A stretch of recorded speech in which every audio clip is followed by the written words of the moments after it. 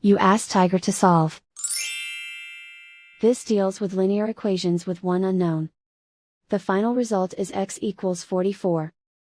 Let's solve it step by step. Simplify the expression. Multiply the fractions. Expand the parentheses. Simplify the arithmetic. Break up the fraction. Group all constants on the right side of the equation. Add 45/7 to both sides. Combine the fractions. Combine the numerators. Reduce the zero numerator.